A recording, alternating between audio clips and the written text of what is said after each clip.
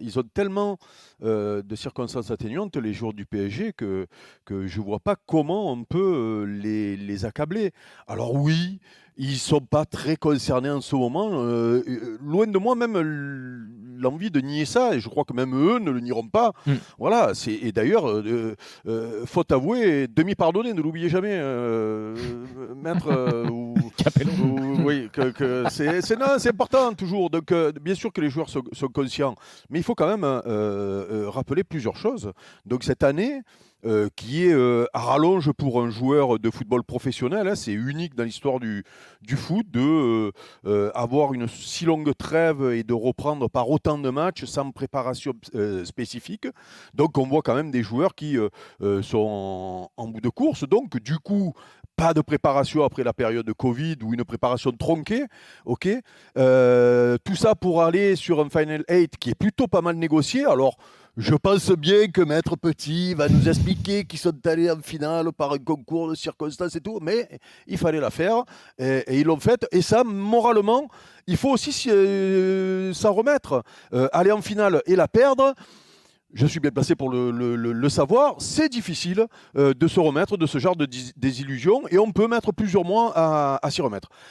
Ensuite, il y a aussi une pression de la nouvelle Ligue des Champions, puisque quand tu fais une finale, tu deviens hyper favori, et la pression est plus qu'en Ligue des Champions finalement, et malheureusement c'est humain peut-être de laisser le championnat de côté, championnat qui est quand même d'un niveau faible, hein, c'est pas les performances de Nice, de l'OM et de Rennes cette semaine qui vont contredire ça, et donc, ben oui, les joueurs du PSG pensent qu'ils ont droit à l'erreur, et même à beaucoup d'erreurs, donc c'est humain aussi de penser qu'on va pouvoir se rattraper.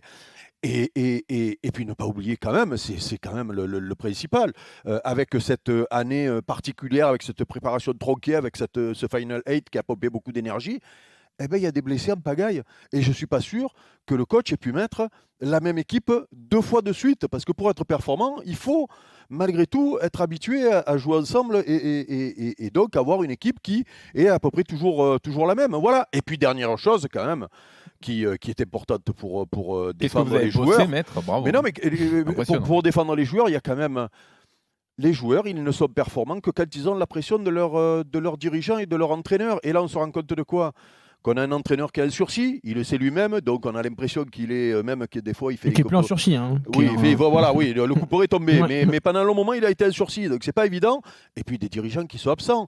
Et malheureusement, les joueurs ont besoin d'être cornaqués. Voilà, donc ils ne fuient pas leurs responsabilités, ils en sont même conscients. Si vous voulez, ils peuvent même venir vous le dire ici, je suis sûr qu'ils le diraient. Bien sûr. Mais par contre, ils ont quand même beaucoup de circonstances atténuantes. Et moi, je suis sûr que quand il y aura la trêve avec une préparation à peu près normale et une qualification en Ligue des Champions qui devrait arriver, eh bien, on va retrouver une équipe qui est plus forte que les autres, qui va aller chercher le Alors, titre.